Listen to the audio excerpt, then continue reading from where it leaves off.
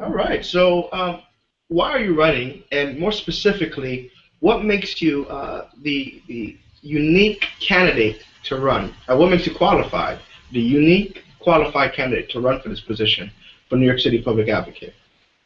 As someone who clearly works every single day visiting all of the five boroughs of the city of New York, I come from the orientation of people who arrived here lately. We are the latest arrivals in the city of New York as immigrants, but this country has been good to all of us.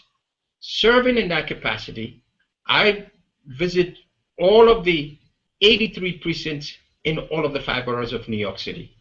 What I constantly hear from people is that they are disconnected from their government. So, looking at that, I feel very clearly that when people who government is supposed to serve and they are disconnected from their government, you have to start thinking what is the best way to doing it.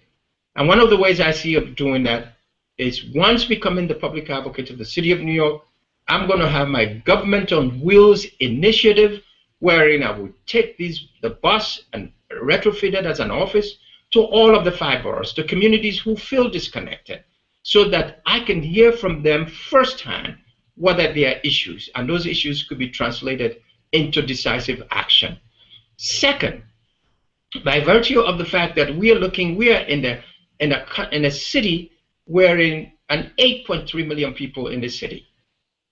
Everywhere I go, I hear people talking about the fact that they don't have jobs, they can't meet their expenses, they cannot get their children the best type of education. They are complaining, they are hemorrhaging. Immigrants don't want to even access services in the city because they're afraid. I want to be the voice of people who can bridge that gap and making sure that immigrants, people who feel afraid of their government, could see their government as a problem solver, not the problem. And thirdly, we are living in a city where healthcare is a right. And I see in the city, hospitals are closing. People go to the hospital to try to seek quality health care, they don't get it. And for those who do not have papers in the city, if they get it, some of these hospitals have been so disingenuous by turning them over to immigration. That is unconscionable. That is wrong. I want to right that wrong by making sure that people who have a need for healthcare, they're not going there for recreation, that they get it because healthcare is a right. And finally, we see our communities, there are billions and billions of dollars of city contract that are given every single year. And these contractors come here, they have no community conscience, they get big tax breaks, tax benefits, but yet they are laughing all the way to the bank and there are no jobs for people. So New York City lost over almost 3.4 million jobs, mostly in the high-tech manufacturing areas from 2000 to now. Manufacturing is the core, the heart and soul of development. I will work with my legislative colleagues, both in the city, state, and federal government, to making sure that we bring manufacturing back.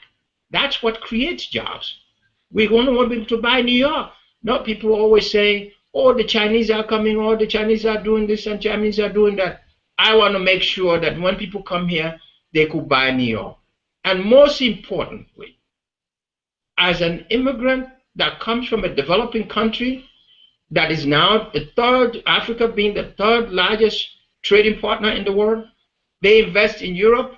I want to bring those funds here by the establishment of an international trade investment center so as to provide real jobs, meaningful collaboration and participation so that people could make money, people could find jobs. In the area of education, our children are lagging behind in education. I will start with what we call STEM, which is, it's an acronym, science, technology, engineering, and mathematics. This is a program that clearly invest from 6 to 8 year, 12-year-old kids, preparing them for the future. Because today, our industry personalities are shifting. If you're not ready for these jobs will be there and you will be there. So we want to equip our children, providing them the best education that they need, the best training that they need through these centers that we will deploy in all parts of New York City. So, and in the area of public safety, I put my life on the line every single day.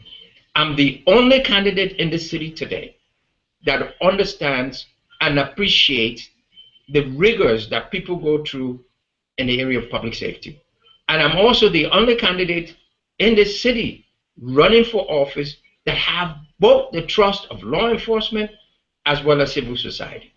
So I want to be that bridge that bring people together so that they won't be pointing fingers and addressing the most fundamental issue, which I put a proposal together, which has now incidentally been accepted by mainstream, and that is to have a lapel pin put on police officers as a camera, which will be activated on contact.